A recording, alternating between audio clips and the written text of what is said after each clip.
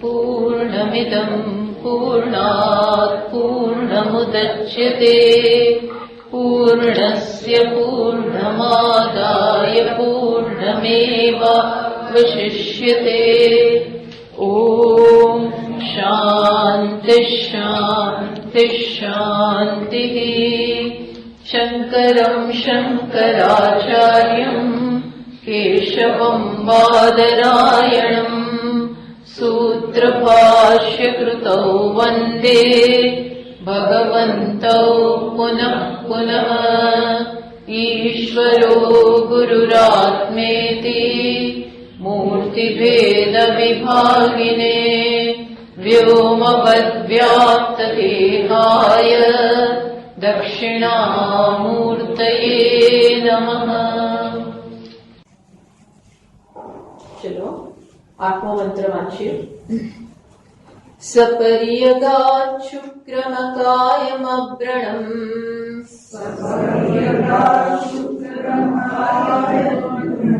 अस्नाविरं शुद्धमपापविद्धम्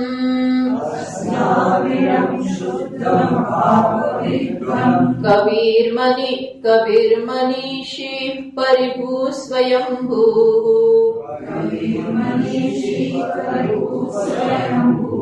याथा तथ्यतो अर्थान् व्यददात् याथा तथ्यतो अर्थान् व्यदधात् शाश्वतीभ्यः समाभ्यः। શું કીધું આ મંત્રમાં શું ચાલી રહ્યું છે? અપવાદ. અપવાદ એટલે પહેલી બે લાઈનમાં શું કરવામાં આવશે કે આત્મામાં જે પણ બધા અધ્યારોપ થયા છે એ અધ્યારોપને દૂર કરવામાં આવશે અને એ દ્વારા આત્માનું જે વાસ્તવિક સ્વરૂપ છે એનું ઉદ્ઘાટન થશે. એટલે અહીંયા કહ્યું સહપર્યગાત. સહપર્યગાત, સહ એટલે આત્મા કેવો છે તો કે સર્વવ્યાપી છે. આ આપણે બધું જોઈ ગયા કે આત્મા સર્વત્ર વ્યાપ્ત છે. ખરેખર તો છે ને આ સર્વવ્યાપી એ શબ્દ પણ બીજું બધું જે છે એને ધ્યાનમાં રાખીને કહેવામાં આવ્યું કે આ સર્વવ્યાપી. એટલે આ પણ આત્માના પોતાના સ્ટેન્ડ પોઈન્ટ થી કહેવામાં નથી આવતું, કારણ કે બીજું બધું છે આત્મા જ્યાં બીજું કઈ છે જ નહીં એવું આત્મા તો છે ને. એકમ એવ અદ્વિતીય, નિર્ગુણ, નિર્વિશેષ, નિરાકાર એવું એનું સ્વરૂપ છે. એના સિવાય બીજું કઈ છે જ નહીં. તો પછી સર્વવ્યાપ્ત, આ સર્વ ક્યાંથી લઈ આવે? તત્વ તો કેવું છે? એકમાત્ર, એના સિવાય કઈ છે જ. એ એનું પારમાર્થિક સ્વરૂપ છે. તો પછી આ સર્વવ્યાપી, પર્યગાત, ચારે બાજુ વ્યાપ્ત. કોને વ્યાપ્ત કરે? ચારે બાજુ જે વ્યાપ્ત છે. પર્યગાત, પરિસમંતાત અગાત, પરિસમંતાત ભાષ્યકાર એવો એનો અર્થ આપે છે કે જે બધાને વ્યાપ્ત કરીને, બહુ સારી રીતે વ્યાપ્ત કરીને રહેલો.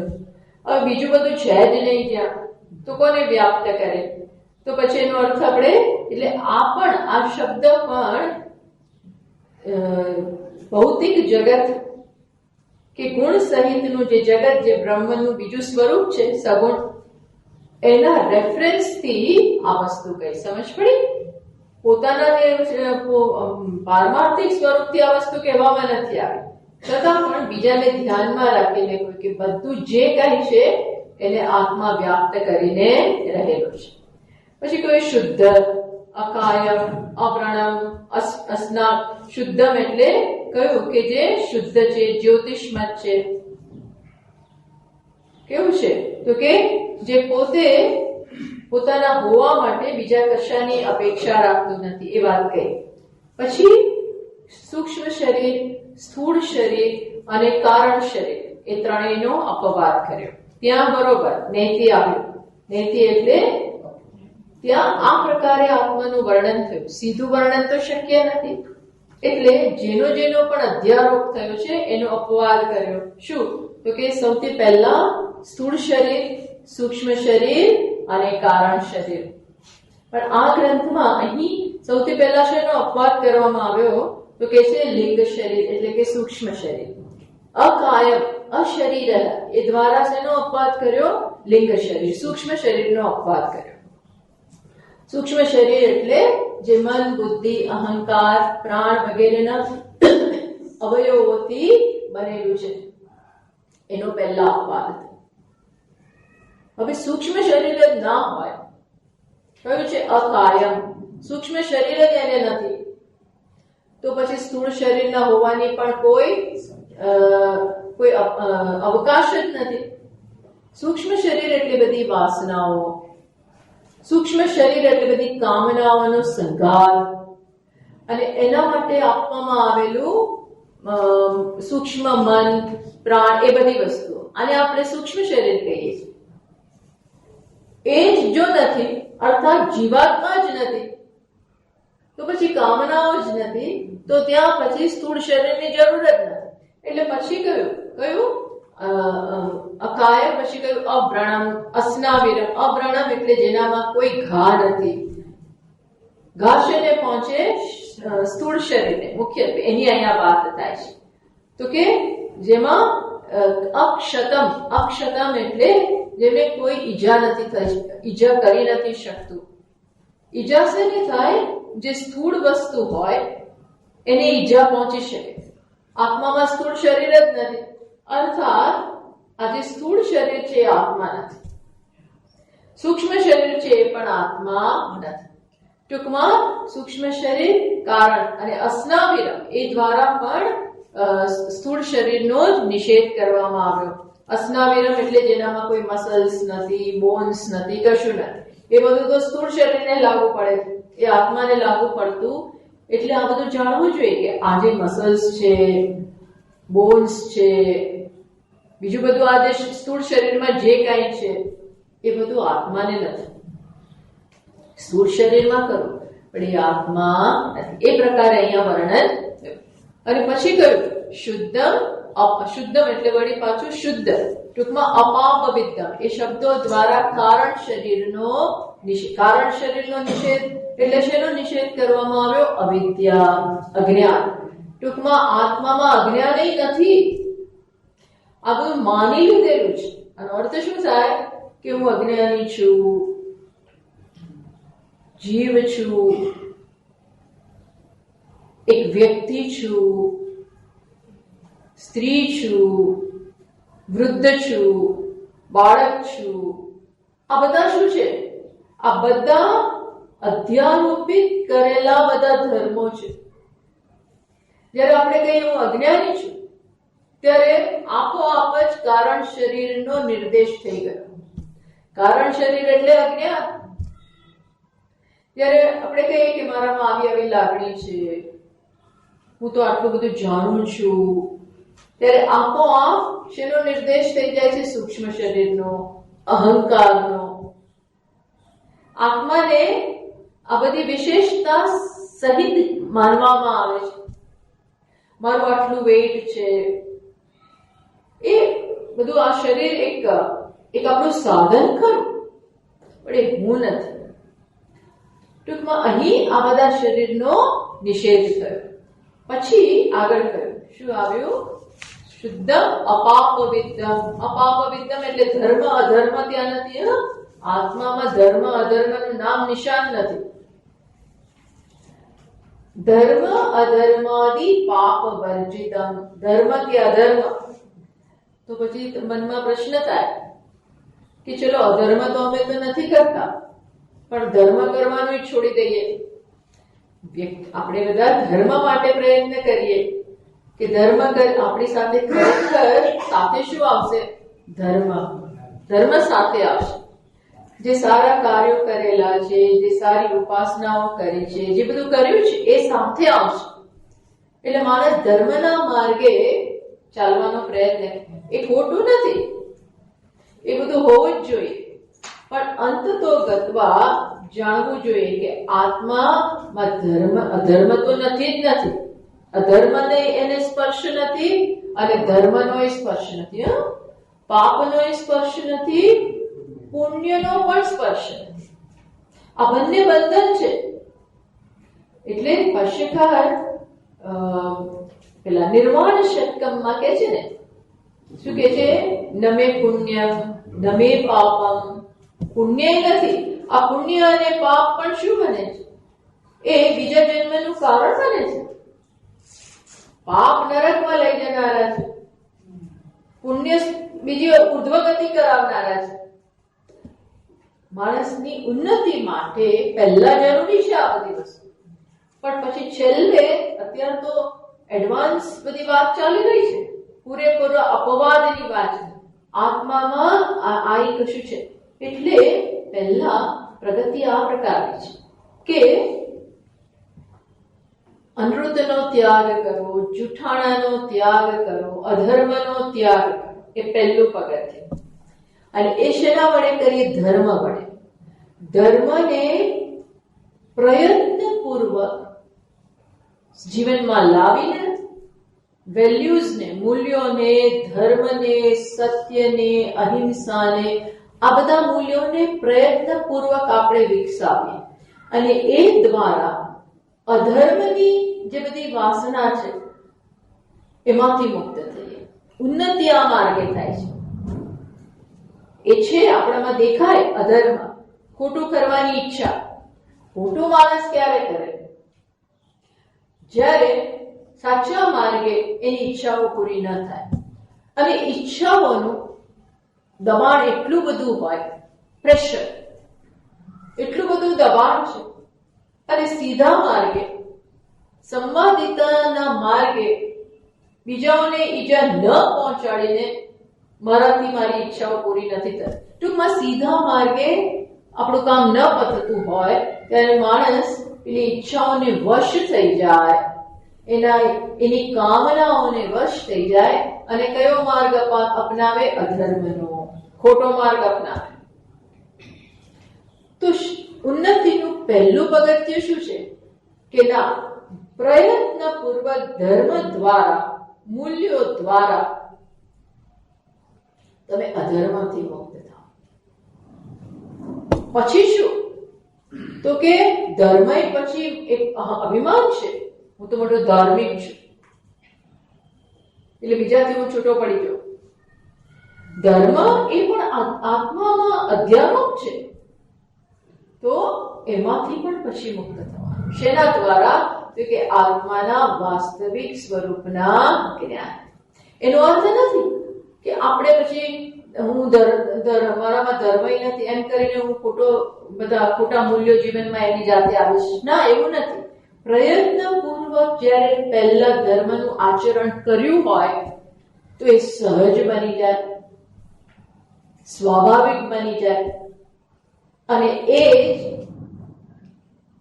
આત્માના સાચા સ્વરૂપને આપણે સમજી શકીએ એવી ભૂમિકા તૈયાર કરે, જ્ઞાન માટેની ભૂમિકા તૈયાર કરે. એટલે શ્લોક છે મહાભારતમાં, ત્યજ ધર્મ ત્યજ અધર્મ. પહેલા અધર્મ છોડો, પછી કીધે ધર્મય છોડો. ત્યાં કે છે ત્યજ સત્ય ત્યજ અનૃત ત્યજ સત્ય ઉભે સત્યાનૃતે ત્યક્ત્વા. તેવું ઉભે સત્યાનૃતે ત્યક્ત્વા. ઉભે એટલે બંને છોડો. કયા? પહેલા અનૃત અને પછી સત્ય. સત્ય એટલે શું? પારમાર્થિક સત્યની વાત નથી કરતા, પણ પછી બસ એક મૂલ્યને પકડી આપણે પારમાર્થિક અર્થમાં સત્યનો અર્થ આત્મા થાય એ નથી છોડવાનું. પણ ધર્મના આજ ત્યાંય અટકી ન જાઓ, ત્યાંય અટકો નહીં. ઉભે સત્યાનૃતે ત્યક્ત્વા. પછી આવે છે યેન ત્યજસી તત ત્યજ. યેન ત્યજસી. આ બંને તું એક અહંકાર દ્વારા ત્યાગ કરે છે. એ અહંકારનો ત્યાગ કર. કારણ કે અહંકાર એ બંધન છે, અહંકાર અજ્ઞાન છે. અહંકાર એટલે મારા વિશેનો એક મર્યાદિત ખ્યાલ, હું જીવાત્મા છું, અર્થાત બ્રહ્મ નથી, આત્મા નથી. મારી જાતને જ્યારે હું એક જીવાત્મા માનું, બંગડી જ્યારે પોતાની જાતને બંગડી માને ત્યારે આપોઆપ જ એ બીજા બધા ઘરેણાથી છૂટી પડી ગઈ, સુવર્ણથી છૂટી પડી ગઈ. જાણે જ્યારે સોનાની બંગડી પોતાની જાતને માત્ર એક બંગડી માને ત્યારે પેલો મોટા હાથથી છૂટી પડી ગઈ, બુટ્ટીથી છૂટી પડી ગઈ, માળાથી છૂટી પડી ગઈ, ઝાંઝરથી છૂટી, કારણ કે એ માત્ર વન ઓફ ધ ઓર્નામેન્ટ્સ, ઘણા બધા ઘરેણાઓમાંની એ પણ છે માત્ર એક ઘરેણું. ત્યારે એ ભૂલી જાય છે કે એને અજ્ઞાન છે કે આ બધા ઘરેણામાં હું છું અને પ્લસ હું જે સુવર્ણ છું એમાં ઘરેણા નથી. ઘરેણામાં સુવર્ણ ખરું, બધા ઘરેણાઓમાં સુવર્ણ ખરું, પણ સુવર્ણ શું હંમેશા ઘરેણાના સ્વરૂપમાં જ હોય છે? સુવર્ણ એ હંમેશા ઘરેણાના રૂપે નથી. સુવર્ણ એ ઘરેણાથી પર છે. એટલે આપણે કહી શકીએ કે છેલ્લે તો સુવર્ણએ પોતાની જાતને સુવર્ણ રૂપે જ જાણવાનું છે. ઘરેણા સુવર્ણ, પણ સુવર્ણ ઘરેણું નથી. ઘરેણા સુવર્ણ વગર ના રહી શકે, પણ સુવર્ણ એ આકાર વગર પણ હોય છે. બંગડી એ આકાર અને રૂપ બંને વગર સુવર્ણનું હોવા પડવું શક્ય છે, જે બંગડી માટે નથી શક્ય, સુવર્ણ વગર હોવું. સમજ્યા તમે? એ સેન્સ થી અહીંયા કહેવામાં આવ્યું કે મારામાં ધર્મય નથી. અત્યારે સમજ પડી? ધર્મ ને અધર્મ તો છોડવાનું જ છે. ધર્મની નિંદા અહીંયા નથી કે ધર્મ છોડવાની વાત કરી, એવું નથી. પણ એક પગથિયું આગળ વધવાનું છે. ધર્મ પાલન કરનાર હું, એવો અહંકાર જે છે એ પણ છોડવાનું છે. એટલે છેલ્લે બધું છોડવાનું છે. એટલે શું? બધા ખ્યાલ છોડવાના. હું ધર્મનું પાલન કરનાર હું, બીજાથી અધર્મીઓથી જુદો, એવું બધું જે અભિમાન છે એ પણ છોડવાનું, ટૂંકમાં અહંકાર છોડવાનું છે. એ દ્રષ્ટિએ કહ્યું શું? અપાપ વિદ્ધમ. કેવો છો હું? અપાપ વિદ્ધમ. પાપ અને પુણ્ય મને વિંધી શકતા, અર્થાત સ્પર્શી નથી શકતા.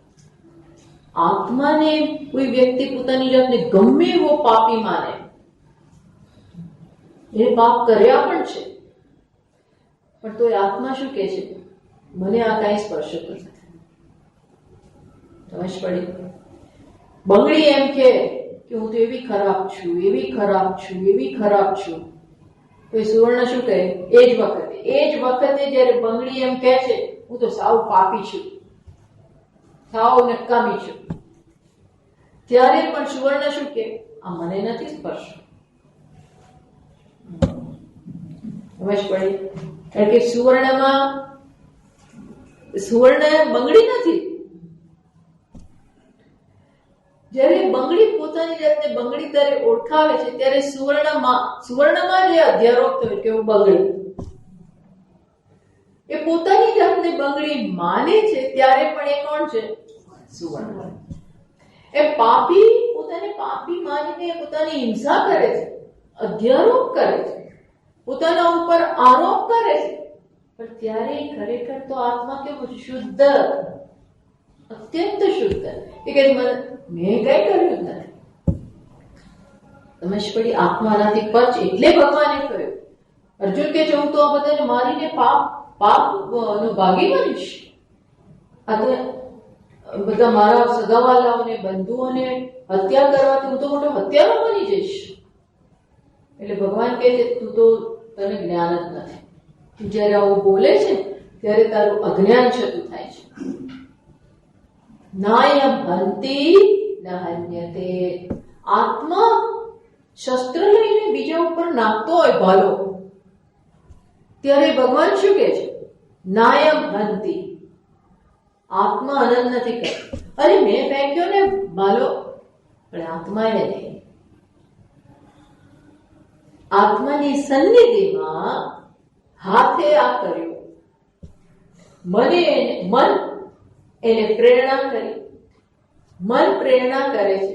બુદ્ધિએ નિશ્ચય કર્યો. સમજો, બુદ્ધિએ યુદ્ધમાં જોડાવાનો નિશ્ચય કર્યો. મને એ પ્રમાણે પછી હાથને ઇન્સ્ટ્રક્શન આપી, આ બધું થાય છે. યુદ્ધના મેદાનમાં યોદ્ધો આગળ વધે છે, આ બધું ચાલે છે. ત્યારે પણ આત્મા શું છે? હું કઈ કરતો નથી, હું નથી કરતો. વાસ્તવિકતા છે, આત્મામાં કરતા પણ છે જ નહીં. આ સમજવાનું છે. તો પછી હું યુદ્ધ નથી કરતો, કરવા છતાં નથી કરતો. સમજ પડી? એનો અર્થ એવો નથી કે બધી વસ્તુથી આપણે હાથ ઊંચા કરી દઈએ છીએ. ના, આત્મામાં માને છે ત્યારે પણ કર્મ કદાપી નથી, સર્વથા કર્મથી મુક્ત છે. એટલે ભગવાને કહ્યું, યસ્ય ન અહં કૃતો ભાવ, જેનામાં આ હું કરું છું એટલે કે આત્મા કરે છે એવો ભાવ નથી, એ આ બધાને મારે ને તો એ મારતો નથી.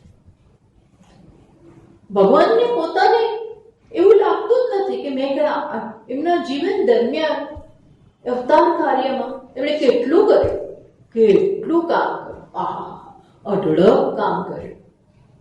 અધર્મનો વિનાશ, ચોખ્ખું કે હું અધર્મનો વિનાશ કરવા આવ્યો છું, ધર્મનું સ્થાપન કરવા આવ્યો છું, સાધુ પુરુષોનું રક્ષણ કરવા. એ તમે તો બોલો છો કે હું આ બધું કરવા આવ્યો છું, કરું છું, કરીશ. અને એમણે કર્યું. આખી જિંદગી કામ કર્યું. બાળક જન્મ્યા ત્યારથી જ એમણે તો કામ શરૂ કરતા. જન્મ્યા ત્યારથી જ એક પગેથી એક પગ ઉલાડે એટલે આ બાજુ એક અગાસુર બગાસુર મકાસુર કેટલાય અસુરોનો ઘોડિયામાં સુતા સુતા જ કરી નાખ્યું કેટલું. અને તોય શું કે મેં કઈ કર્યું નથી. બરાબર, બે ડિફરન્ટ સ્ટેન્ડ પોઈન્ટ. કર્યું કયા સંદર્ભથી કહ્યું? આ શરીર કરે છે એ આત્મા વગર ના કરી શકે, એટલે કે ચાલો ભાઈ કર્યું. પણ મારા દૃષ્ટિબિંદુ એટલે કે આત્માના દૃષ્ટિબિંદુ એટલે કે પારમાર્થિક દૃષ્ટિબિંદુ મેં કઈ કર્યું નથી. બાકી ભગવાને આમ જોઈએ તો બહુ મોટું કાર્ય કર્યું અવતારમાં, કેટલું સુંદર કાર્ય કર્યું. પણ એની કોઈ એ કહેતા નથી કે મેં કર્યું, એનું અભિમાન લઈને ફરતા હોય. માયા, હું નથી કઈ કરતો. આ દ્રષ્ટિએ કહેવામાં આવ્યું અપાપ વિદ્ધમ. જ્યારે મંત્ર આવું કે છે, આવા બધા શબ્દોમાંથી તો ગીતામાં વિશ્લેષણ થયું છે. ભગવાન કેવી રીતે કહી શકે કે અર્જુન કર્મ આત્મા નથી કરતો? તમે તમારી ફિલોસોફી ચલાવો છો? ના, શ્રુતિમાં આ કહ્યું છે. એનો ભગવાન, અને ભગવાન તો શ્રુતિ પોતે જ છે, પણ આજે વાત કરું છું કે અહીંનો અનુવાદ ત્યાં થાય છે ગીતામાં. આવા એક શબ્દ અપાપ વિદ્ધમ, અપાપ વિદ્ધમ, પાપ મને વિંધી ના શકે એટલે પુણ્ય ના વિંધી શકે. પુણ્ય બધાને છે ને પાપથી છૂટવું હોય છે, પણ પુણ્ય પકડી રાખો. પુણ્ય પકડી રાખો, સ્વર્ગમાં જવું છે. પુણ્યનું જે ફળ મળે એ લેવું છે, પણ પાપનું ફળ તો કે હું આત્મા છું, મને પાપ સ્પર્શ થયું. બધું કરી કરીને પછી કહેવાનું મેં કઈ કર્યું. એવો સગવડીયો ધર્મ નથી, આ એવી વાત નથી.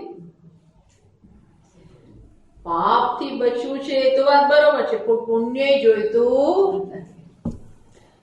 આ જ્ઞાન છે. આ કોઈ અહીંયા રાગદ્વેષ નથી કે પુણ્ય માટે રાગ અને પાપ માટે એવું નથી. જેને આવી સમજ જન્મે ને એ પાપી તો હોય જ નહીં. જેને આવી સમજ જન્મી છે કે હું અકર્તા આત્મા છું, એમાં નિષ્ઠા આવી હોય, એ પાપી તો હોવાની કોઈ શક એને એ તો ધર્મથી પસાર થયો હોય, ઉત્કૃષ્ટ ધાર્મિક વ્યક્તિ હોય, સાધુ પુરુષ હોય, ત્યારે તો આ બધી સમજ પડે. પણ અત્યારે તો આ સમજવાનું છે. શું સમજવાનું છે? કે આત્મામાં પાપ પુણ્ય સ્પર્શી નથી શકતા, એટલે કે કર્મ નથી સ્પર્શ. આપણને પુણ્ય એટલે કર્મ, એક કર્મ આત્માને સ્પર્શતા નથી, ટચ જ નથી કરતા. કેમ? મિથ્યા છે. કેમ? કર્મ નામની વસ્તુ આત્મામાં છે જ નહીં. अहंकार प्रकृतेः गुणैः क्रियमाणानि कर्माणि सर्वशः भगवान કહે છે ત્રીજા અધ્યાયમાં પ્રકૃતિના ગુણ વડે એટલે કે માયા વડે એટલે કે સત્વ રજસ અને તમસ જે પ્રકૃતિના ગુણ છે એના વડે બધા કર્મો થાય છે પણ જેમ માને અહંકાર વિમૂઢાત્મા કર્તાહમિતિ મન્યતે શબ્દોમાં ક્યાંય સંશયને સ્થાન નથી રહેતું અહંકાર વિમૂઢાત્મા અહંકારને કારણે એટલે કે અજ્ઞાનને કારણે જેની બુદ્ધિમાં મોહ છે ભ્રમ છે જુઓ બુદ્ધિમાં ભ્રમ છે બુદ્ધિ મોહિત થયેલી છે એ તો બધા નિર્ણયો ખોટા જ કરે ખોટા જ કન્ક્લુડ મેં કર્યું તો ભાઈ કર્યું તો જો હવે આ પાપનું ફળ ભોગવ અને પુણ્યનું ફળ ભોગવ કર્યું તો ભોગવ કર્યું હોય ને એવું માન્યું તો પછી એના ફળથી છૂટાશે ને કારણ કે કર્યું ગળે બાંધ્યું મેં કર્યું સમજ પડ્યા બહુ મોટી વસ્તુ છે એટલે ના ના હું કરીશ નહીં કરું આમ બેસવાનું નથી આમ બેસવું નહીં કરું કામ આવશે તો નહીં કર એવું નથી એક કર્મ થઈ આમ ના પાડવી હું નહીં કરું મન ના સોંપતા કારણ કે હું કર્મ કરું તો આત્મા કર્મ ન કરે આમ બોલવાની વાત નથી અને આમ બેસવાની વાત નથી આમ કર્મથી ભાગવું એ તો શું થઈ ગયું એ શું થયું એ કર્મ જ થયું હું કર્મથી ભાગું જવાબદારીથી ભાગું તો એ શું થયું કર્મ થયું અને અહંકાર છે નહીં કર અરે તું કરે તોય તું નથી કરતો આત્મા નથી કરતો શરીર કરે છે મન કરે છે બુદ્ધિ કરે છે આત્મા કદાપી નથી અનાત્મા જ કર્મ કરે આ સમજવું એ ન કરવું છે સમજ પડી ન કરવું એટલે કરવું કરવાથી ભાગવું કે ઇન્દ્રિયોને ન કરવા દેવું એ અકર્મ નથી કારણ કે આ સંગાત તો ક્યારેય પણ કર્મ વગર રહી જ ના શકે એટલે આ સમજવાનું છે શું કે એટલે અહીંયા શું આત્માના સ્વરૂપ બતાવે છે આ જ સાચું સ્વરૂપ છે શું અપાપ વિદ્ધમ એને પાપ અને પુણ્ય પાપ તો મુખ્ય પણ એનો સાથે ધર્મ અધર્માદિ પાપ વર્જિતમ આત્મામાં બેમાંથી એક છે જ નહીં એવું એનું સ્વરૂપ જે આત્માને સમજતા જાઓ ને તમને ખ્યાલ આવે હું ને મારામાં પાપે નથી અર્થાત હું પાપી પણ નથી અને પુણ્યશાળી પણ નથી બંનેથી રહિત છું તો તમારે બધું જ ગુમાવવું પડે તો કે ના આત્માએ કોઈ દિવસ કઈ પકડ્યું જ નથી એ મોટો પુણ્યશાળી જીવાત્મા હોય એ કે એનો આત્મા પુણ્યશાળી આત્માને પુણ્યશાળી ના કહેવાય એ જીવાત્મા પોતાની જાતને પુણ્યશાળી માને અલગ એ અજ્ઞાન છે સમજ પડી પછી આવે છે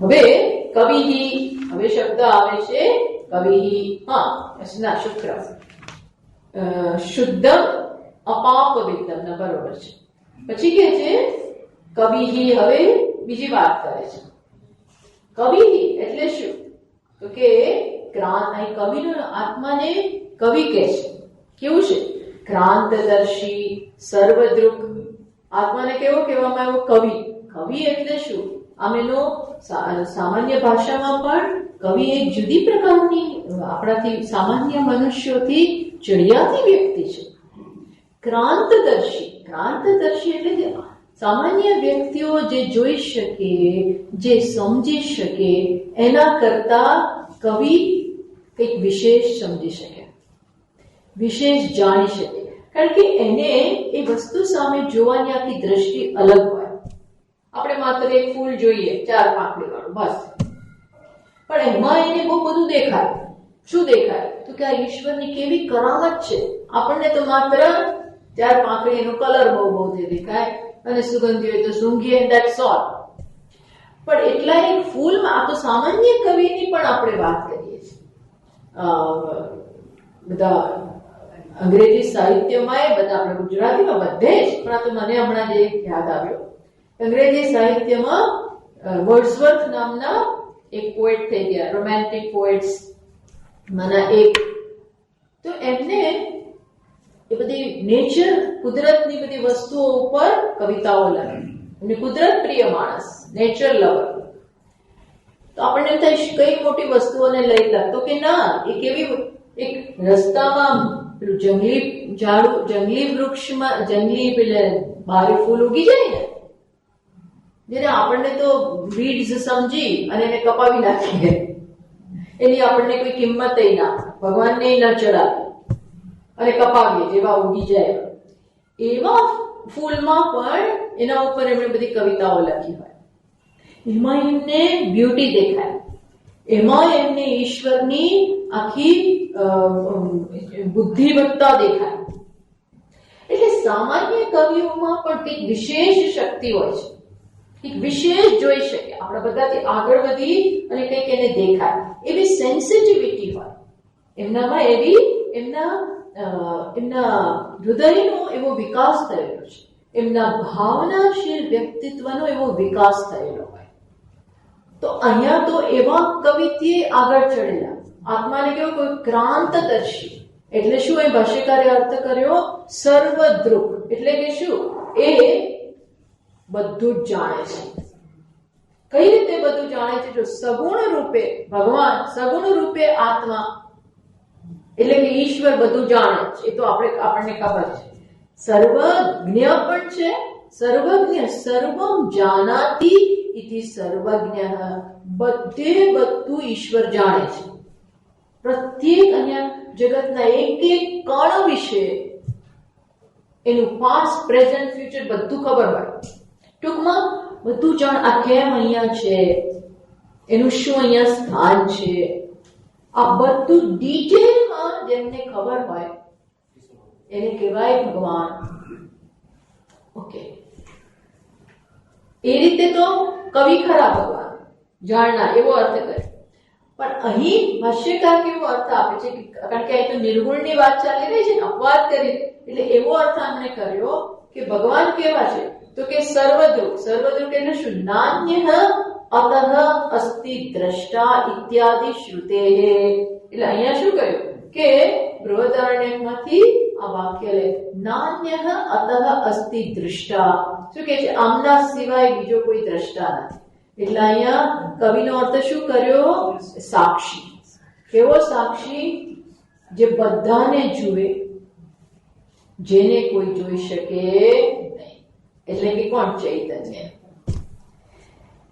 જો આપણી આંખો જોઈ શકે છે તો કોના કારણે? ચૈતન્યની ચેતનતાને કારણે. ઓકે, તો આંખોથી આપણે આને જોઈ શકીએ, પણ મનમાં જે વૃત્તિઓ આવે એને કોણ જોઈ શકે? એને સાક્ષી જુએ છે. મનમાં જે વૃત્તિઓ જુદી જુદી ઉઠે છે, મારા મનમાં આ દ્રાક્ષ વિશેનો એક વિચાર અંદર આવે, હવે એને તો આંખો વાંખો જોઈ ના શકે. એને કોણ જુએ છે? કે આ વિચાર આવ્યો, એને કોકે પ્રકાશિત કર્યો. બાકી વિચારોની આપણને ખબર કે અંદર કઈ લાઈટ આવે છે? બહાર તો આ લાઈટ, બહાર આપણા ચક્ષુની લાઈટ, પણ અંદર એક વિચાર આવ્યો, આ ઘડો છે એવો વિચાર આવ્યો. એને કોણે? કઈ ટોર્ચ, કઈ ટોર્ચ થી પ્રકાશિત કરે? ચૈતન્ય એને પ્રકાશિત કરે છે. એ ચૈતન્યને કોણ પ્રકાશિત કરે છે? હે? ચૈતન્ય એટલે જ આત્મા. એ ચૈતન્ય પેલા એને કારણે ખબર પડી કે આ વિચાર આવે, એના પ્રકાશને કારણે. પણ એ ચૈતન્યને કોણ જોનાર? વૃત્તિને જોનાર સાક્ષી ચૈતન્ય, પણ ચૈતન્યને જોનાર કોણ? એની પાછળ બીજું ચૈતન્ય. એવું કહેવાય, એવું બધા એવું કે સુપ્રા કોન્શિયસ, એનાથી ચડિયાતું ચૈતન્ય. તો પછી એને કોણ જોવે? એનાથી ચડિયાતું. તો પછી એને કોણ જોવે? તો ચાલ્યા જ કરે. આ શું ચાલ્યા કરે? એક પછી બીજું, પછી ત્રીજું, પછી તો આ ક્યાં સુધી ચાલે? એન્ડલેસ. એટલે શું કહેવામાં આવે છે? ન અહીંયા કહ્યું ને, ન અન્ય અતઃ અસ્તિ દ્રષ્ટા, આના સિવાય બીજો કોઈ દ્રષ્ટા નથી. ફાઇનલ દ્રષ્ટા કોણ? ચૈતન્ય. જેનો કોઈ દ્રષ્ટા નહીં, જે બધાનો દ્રષ્ટા. પણ જેનો કોઈ દ્રષ્ટા, સમજો, જેનો કોઈ દ્રષ્ટા નહીં પણ જે બધાનો દ્રષ્ટા. જો આ ચશ્મા છે, રૂપ. દૃગ્દૃશ્ય વિવેકમાં ભગવાન ભાષ્યકાર સરસ રીતે સમજે. રૂપમ દૃશ્યમ, આ રૂપ છે એ દ્રશ્ય છે. એનો જોનાર કોણ? લોચનમ દૃક, ચક્ષુ મારા દ્રષ્ટા. દૃક એટલે દ્રષ્ટા. રૂપમ દૃશ્યમ લોચનમ દૃક તદ દૃશ્યમ દૃક્તુ માનસ. એ લોચન પણ ચાલે છે, નથી ચાલતા. ટૂંકમાં લોચન એટલે કે ચક્ષુને પણ ચલાવનાર કોણ છે? મન. મનમાંથી ચેતનતા એમાં પાસ થાય અને એને કારણે ચક્ષુ જોઈ શકે. ટૂંકમાં ચક્ષુનો જોનાર પણ છે, ચક્ષુ બી જોઈ શકે છે એ મનને કારણે, એટલે કે બુદ્ધિને કારણે. રૂપમ દૃશ્યમ લોચનમ દૃક તદ લોચનમ દૃક તદ દૃશ્યમ દૃક તો માનસ. અને એ મનને પણ જોનાર ધીવૃત્તિ એટલે કે બુદ્ધિ. ધ્રુગેવ નતુ દૃશ્યતે, એ બુદ્ધિને જોનાર ચૈતન્ય, પણ એ ચૈતન્યને જોનાર કોઈ નહીં. એટલે કે બીજી બધી વસ્તુ કદાચ એકનું જોનાર હોય પણ એનું જોનાર કોઈ બીજું હોય, પણ છેલ્લે આ ચૈત ક્યાં જઈને અટકે છે? ચૈતન્યમાં, એટલે કે સાક્ષીમાં, જેનો જોનારો કોઈ બીજો છે નહીં. એ અર્થ અહીંયા કર્યો શેનો? કવિહી. કવિહીનો અર્થ અહીંયા શું કર્યો? સગુણ રૂપે ઈશ્વર. સગુણ અર્થ કરીએ તો ઈશ્વર જે બધું જ જાણે છે. આ જગતની સૃષ્ટિ ક્યારે થઈ, ક્યાં સુધી રહેશે, ક્યારે પ્રલય થશે, અને પ્રત્યેક જીવ વિશે, પ્રત્યેક ગેલેક્સી વિશે, પ્રત્યેક તારા બધું આર પાર ડિટેલમાં જેને નોલેજ છે, એવો અર્થ પણ કરી શકાય કવિનો, ઈશ્વરનો. પ્લસ નિર્ગુણ રૂપે કેવો અર્થ કર્યો? ફાઇનલ દ્રષ્ટા. એટલે કે આમ બેઠો બેઠો બસ જોયા કરે છે એવું નથી આવતું. પણ ચૈતન્યને દ્રષ્ટા કેવો કહેવાય નહીં આમ તો. પણ છેલ્લે કઈ કહેવું પડે એટલે આપણે કહીએ છીએ. સ્વામીજી મહારાજ શું કહેતા હતા ખબર છે? કે પેલા મુસ્લિમ બહેનો હોય ને, બુરખા પહેરી નીકળે, એ બુરખા પહેરે ને, એ બુરખામાં અહીંયા જાળી જેવું હોય છે, આંખ પાસે નેટ જેવું હોય. એ નેટથી બખું કવર કરે તો એને શું દેખાય ને? એને બિચારીને કઈ દેખાય નહીં. એટલે અહીંયા આંખ પાસે જરાક નેટ જેવું, એનાથી એને બધું દેખાય, કારણ કે ક્યાં ચાલવાનું કે. એટલે કે એ બધા જોવે પણ એને કોઈ જોઈ શકે હસવામાં. એ બહેન બુરખાવાળા બહેન બધાને જોઈ શકે, પણ એને આપણે ના જોઈ શકીએ. જોઈ શકીએ આપણને ના ખબર પડે ભાઈ એ કોણ છે, કોણ ચાલે છે, કાળું કાળું બધું દેખાય. આ તો હસવાની વાત છે. એમ ચૈતન્ય બધાને જોવે એટલે એના કારણે આ બધું શક્ય છે. આખી દુનિયા એ ચૈતન્યને કોઈ જોઈ શકે નહીં. જેમ દૂરબીનથી આપણે બહારના પદાર્થો, ટેલિસ્કોપ ને એ બધાથી બહારના પદાર્થો જોઈ શકીએ, પણ એના ગ્લાસથી ટેલિસ્કોપ ને જોવે? દ્રષ્ટા જ ને. આ એવો દ્રષ્ટા છે જે કદાપી દૃશ્ય બનતો નથી. કવિહી જોયું? આ કવિહી. પછી મનીષી એટલે શું? મનસઃ ઈશિતા સર્વજ્ઞ ઈશ્વર. મનનોય જે કેવો છે? મનનોય જે કંટ્રોલ કરનાર છે, મનનું નિયંત્રણ કરનાર છે. ટૂંકમાં મન પણ જેને કારણે ચાલે છે, કંટ્રોલ કરે છે. મનને કંટ્રોલ કરે બુદ્ધિ. બુદ્ધિએ કોના કારણે? ચૈતન્યને કારણે. એટલે કહ્યું ને કે ઉપનિષદ તો આવી રીતે જ શરૂઆત થઈ. કેનેશિતમ પતતિ પ્રેષિતમ મનઃ, ત્યાંથી જ શરૂઆત થઈ. શિષ્ય આવો એકદમ જ બ્રિલિયન્ટ પ્રશ્ન કરીને આવે છે. પહેલો જ પ્રશ્ન આવો શું કેને શિતમ, ગુરુને પૂછે છે આપણે કેને શિતમ પતતિ પ્રેષિતમ મન. હવે ગુરુ સાધારણ હોય તો કે તું શું બોલે છે ભાઈ, તો શું કે છે ત્યાં એનો અર્થ શું થાય? કોની ઈચ્છાથી, કોનાથી પ્રેરાઈને મન એના વિષયોમાં પ્રેષિતમ, કોણ આ મનને, વિચારો પ્રશ્ન આ પ્રકારનો છે. શિષ્ય પૂછે છે ઋષિને કે કોનાથી પ્રેરાઈને મન એના વિષયોમાં જાય છે. That means what? કે મનને એને ખ્યાલ આવ્યો, વિચાર કરો એને કેટલો વિચાર કરેલો હશે. એનો પ્રશ્ન બતાવે છે કે એને બહુ વિચાર કરેલો છે.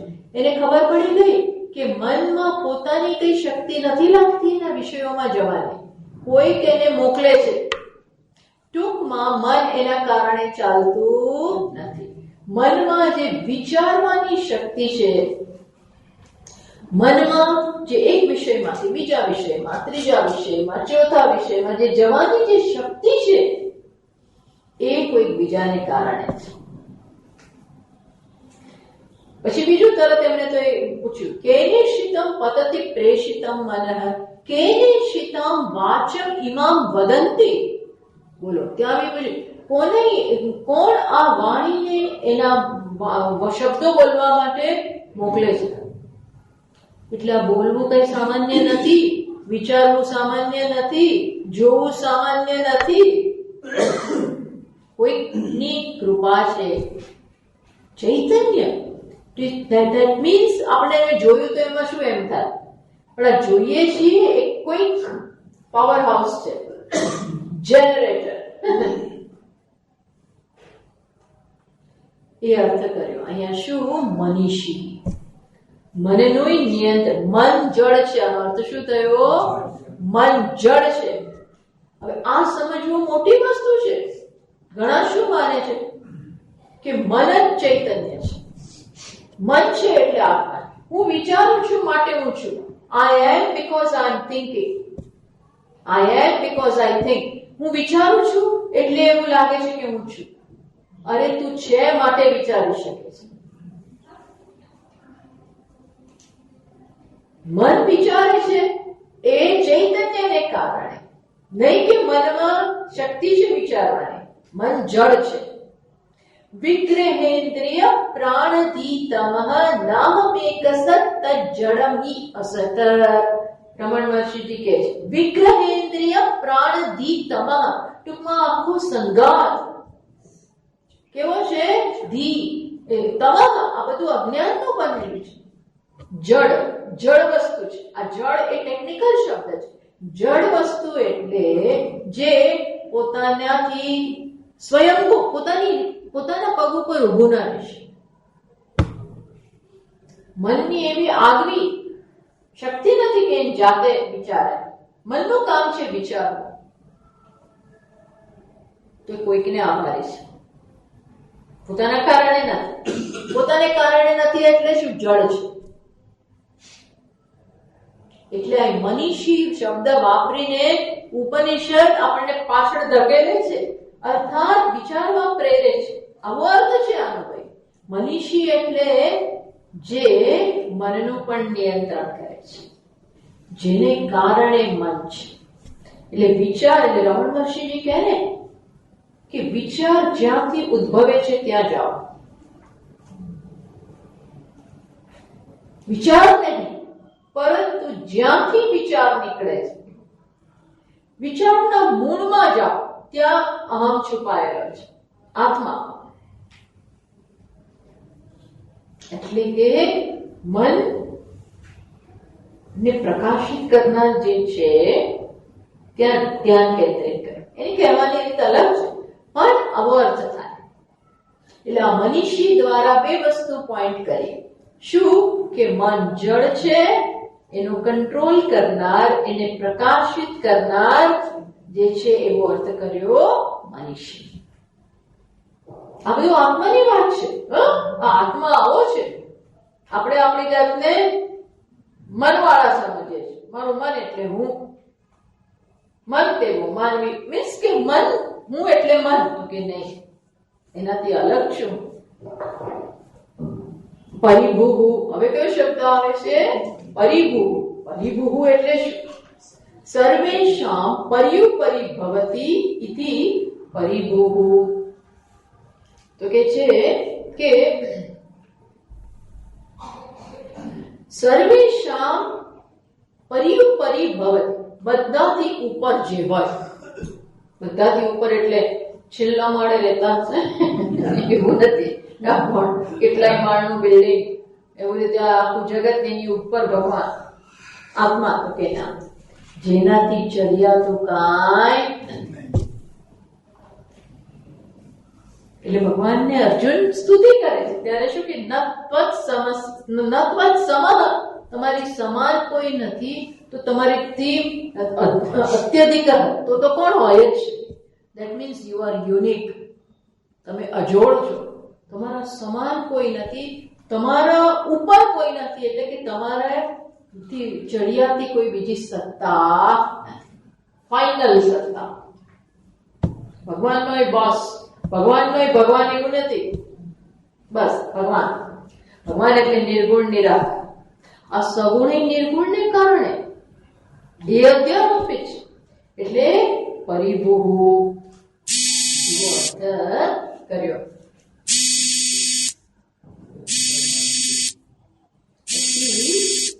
આવે છે પરિભુહુ સ્વયંભૂ.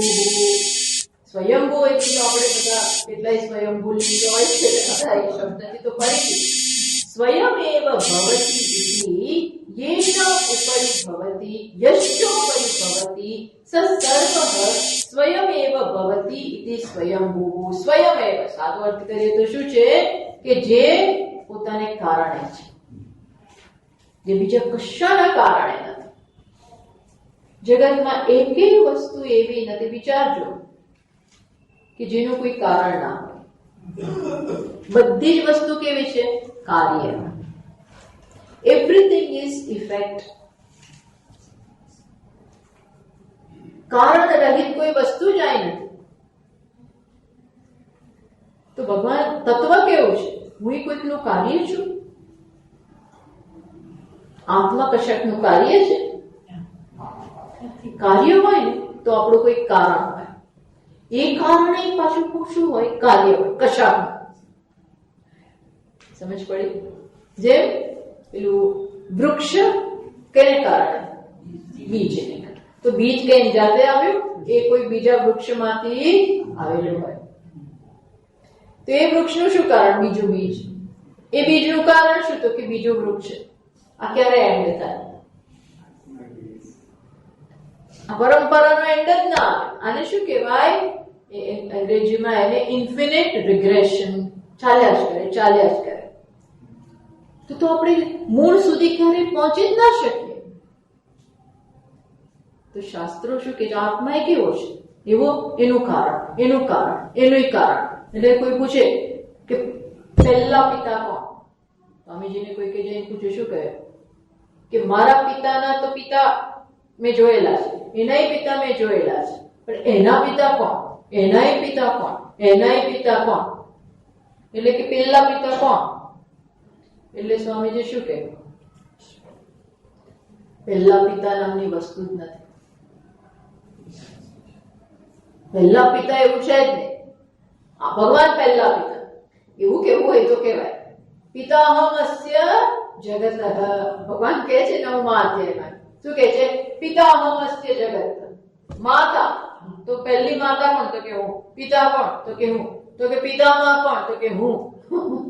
માતા, ધાતા, પિતામહ, ગ્રેટ ગ્રાન્ડફાધર એ હું, એના ગ્રાન્ડફાધર હું.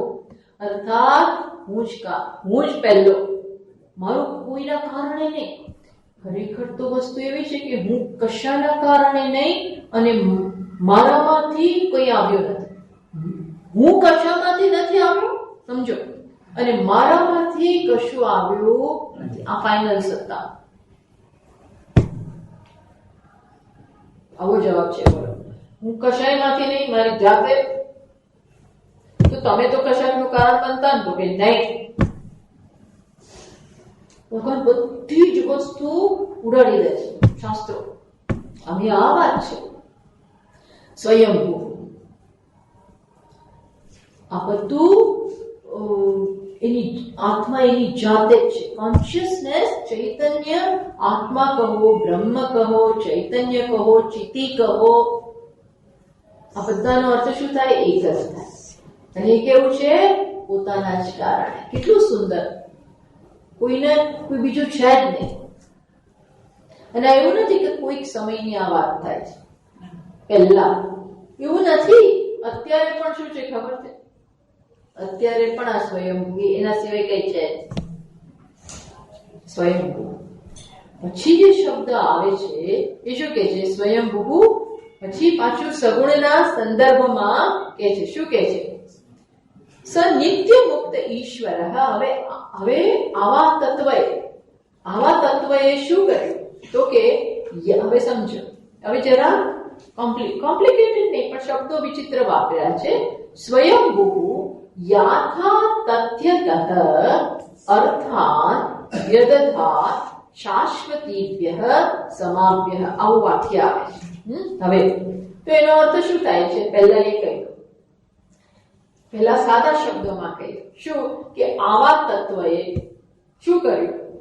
આવું તત્વ કરે અર્થાત એ સગુણ રૂપ એનું ધારણ કરે. ટૂંકમાં ઈશ્વરે શું કર્યું? તો કે ઈશ્વરે બધા એવા આ જગતનો વ્યવહાર ચાલે વ્યવસ્થિત.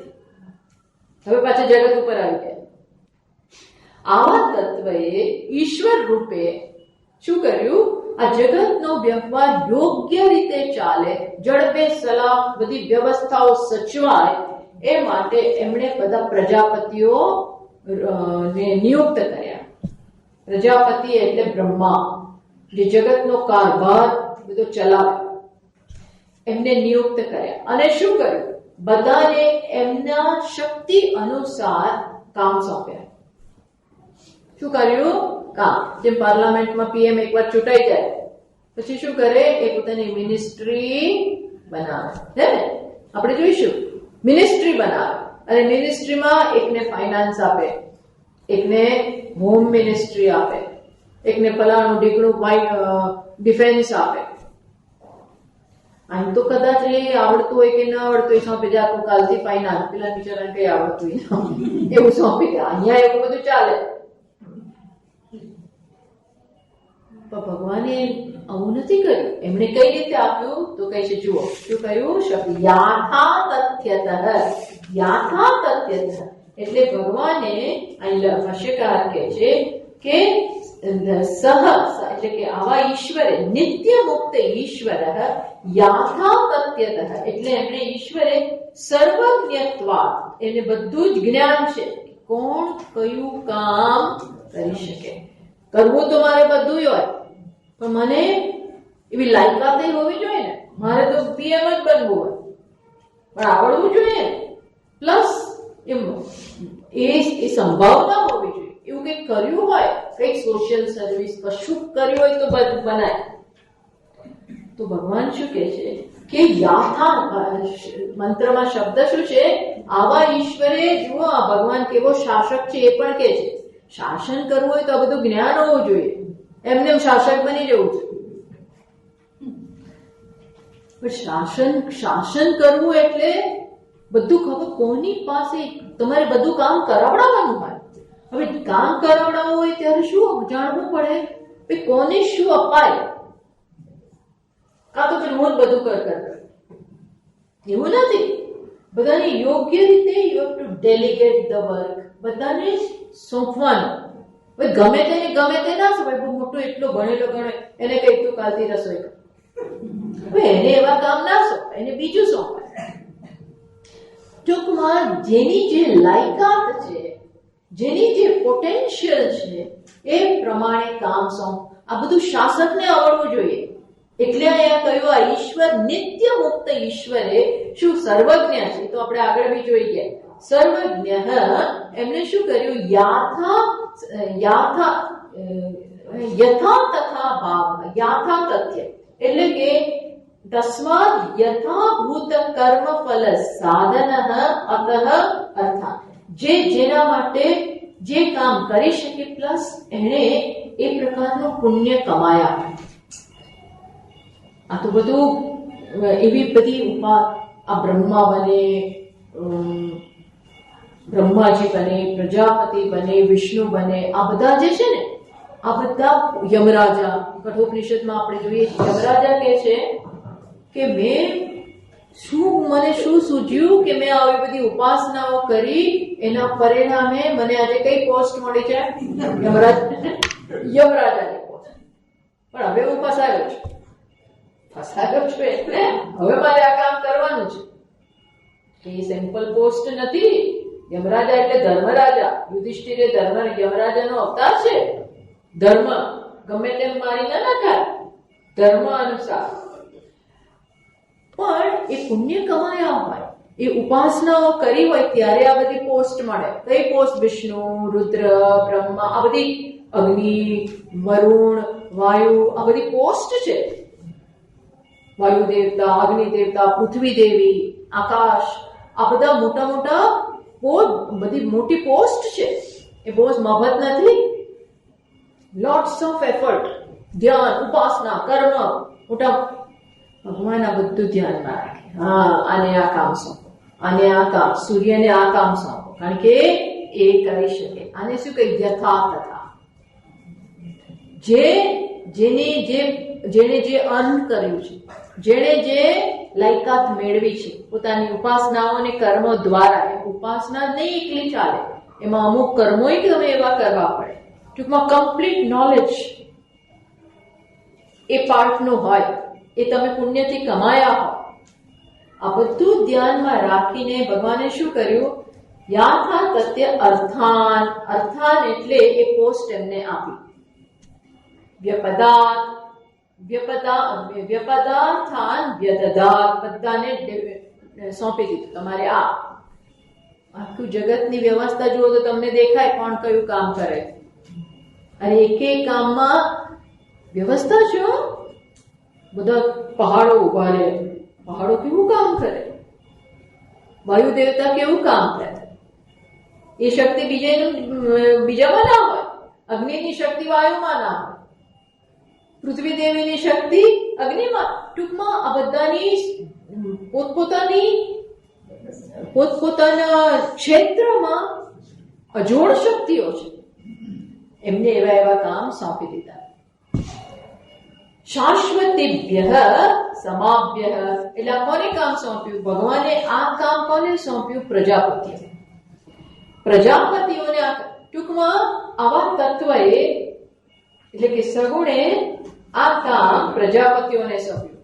જેમ ભગવાને, તમને ખ્યાલ હોય તો શ્રીમદ ભાગવતમાં આપણે ચર્ચા આવે છે કે ભગવાને બ્રહ્માજીને પ્રેરણા કરી, હવે તમે સર્જન કરો.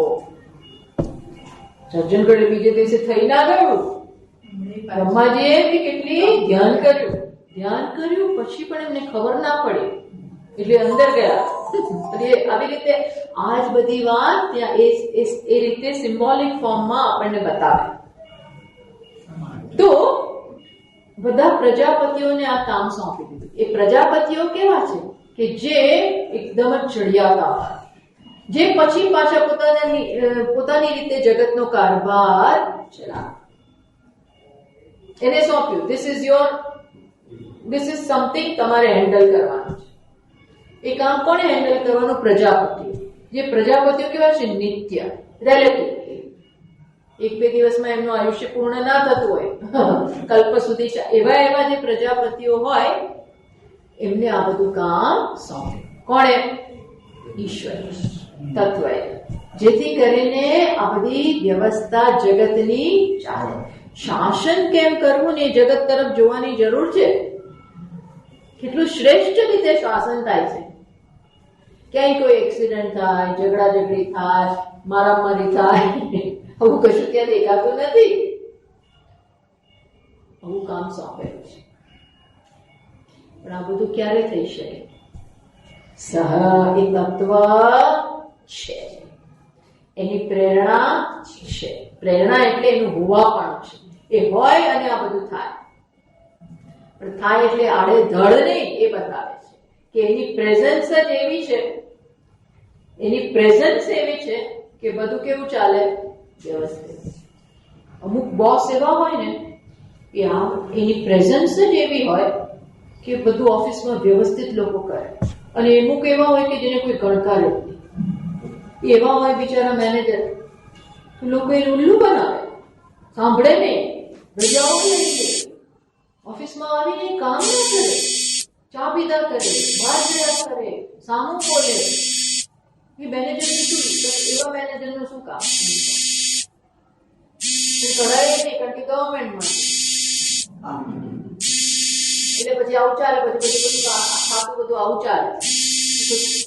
પ્રાઇવેટ ફોર્મમાં તો બધું નીકળ, યુ આર ફાયર્ડ, તમે કાલથી જતા રહો, આવું ના ચાલે. આ જગતમાં એવું ક્યાંય નથી, વ્યવસ્થિત બધું કામ છે. જોયું? આ બધું આત્માની પ્રેઝન્સમાં એ બતાવે છે. આ સાથે એક ચેપ્ટર પૂરું થયું. હવે કંઈક વિલક્ષણ ચર્ચા જે હવે આપણે આવતા વખતે જોઈએ. હવે એ કેમ અહીંયા આપીએ એક મોટો પ્રશ્ન. અને હવે બીજી ચર્ચા છે, જુદું ચેપ્ટર આવે જે જુદા લોકો માટે છે. પહેલા તો આ નિર્ણય કરવો પડશે, કે અમુક લોકો એવું માને કે હવે જે ચર્ચા આવે છે ને એ જ્ઞાનીઓ માટે ના, હવે એમને બાજુ મૂકો. હવે જે વાત આવે છે એ કોના માટે છે? જે હજી તૈયાર નથી થયા, એને બધું જ કહેવામાં આવશે. પણ અમુક લોકો એવો આગ્રહ ના એવું હશે ને, આ બધું બધા માટે. જુદા જુદા ક્લાસે ભેદભાવ ના રાખો. તો પહેલા તો એ સેટલ કરવું પડશે કે આ કોના, હવે પછીની ચર્ચા કોના માટે છે એ પહેલા સેટલ કરવું પડશે. અને ચર્ચાનો શું અર્થ થાય છે એ હવે પછી આપણે બધું બહુ હવે પહેલા એ નિર્ણય કરવો, એ હવે વાત આવે છે જે હવે આપતા હોય. ॐ पूर्णमदः पूर्णमिदं पूर्णात् पूर्णमुदच्यते पूर्णस्य पूर्णमादाय पूर्णमेवावशिष्यते ॐ शान्तिः शान्तिः शान्तिः शङ्करं शङ्कराचार्यं केशवं बादरायणम् सूत्रभाष्यकृतौ वन्दे भगवन्तौ पुनः पुनः ईश्वरो गुरुरात्मेति मूर्तिभेदविभागिने व्योमवद्व्याप्तदेहाय मूर्तये नमः। ॐ शान्तिः शान्तिः शान्तिः। हरिः ॐ श्रीगुरुभ्यो नमः। हरिः ॐ।